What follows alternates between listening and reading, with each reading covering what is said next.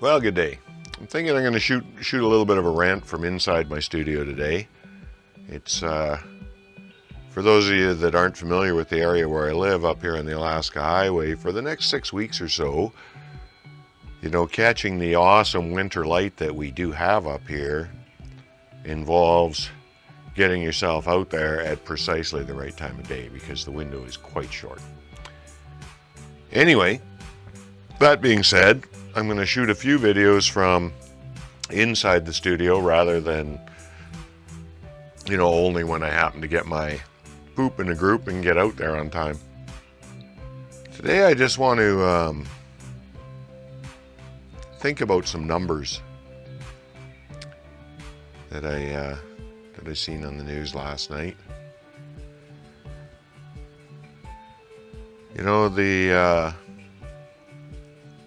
The number of people that died in the 9/11 disaster, the number of American lives that were lost in that single day, that was, reason enough for much of the world to wage war for a considerable long time against other parts of the world.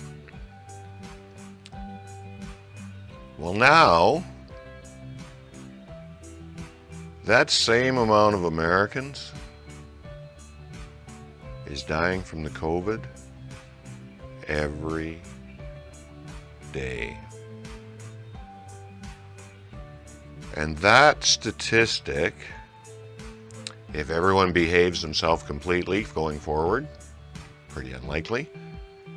If we've fully captured the very negative consequences of the free-for-all U.S. Thanksgiving,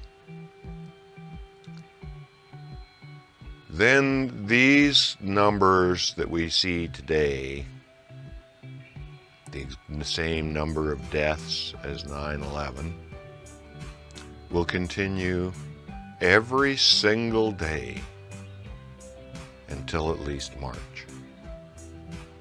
when we start being able to get ahead of it with, the blessing of these vaccines that have suddenly come on the market, and the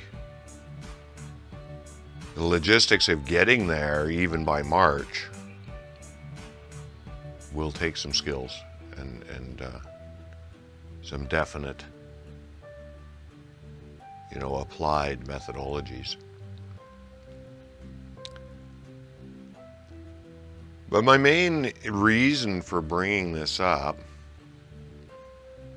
is I'm a bit at a loss when I'm reading social media content that it's just a flu, we don't care.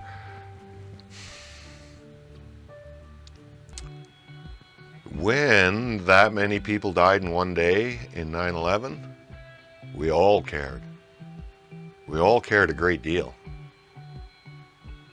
And the consequences from that caring were extraordinarily far-reaching.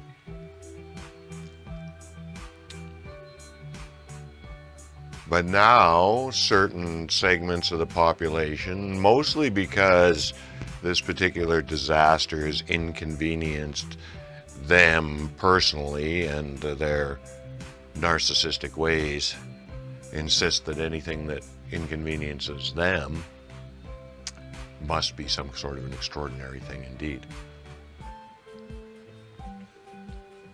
I just want people to think about it. Before we get too carried away poo-pooing the health services and the lockdown recommendations and the need to be protecting ourselves and our family and wearing masks, before we decide all of that is an overblown hoax, I think we should try to remember that on a day in, day out basis, just in the US alone, this is the same size as the 9/11 disaster. Every day. tick, tock. Every day, another 3,000, and another 3,000, and another 3,000. That's just in a single country. Again, you can't talk. Nobody can really change a conspiracy theorist's mind. But you really got to wonder, what you're thinking. Like, how much evidence does it take to make something real for you? In this, I guess it's not a broad stretch once you already believe that starting 20 or 30 years ago, international powers from around the world started cooking up this grand scheme here and now today to make your life more difficult. I guess once you believe that,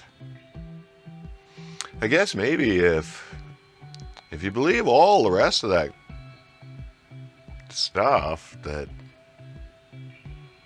you're spreading around online out there, if that's really what you believe,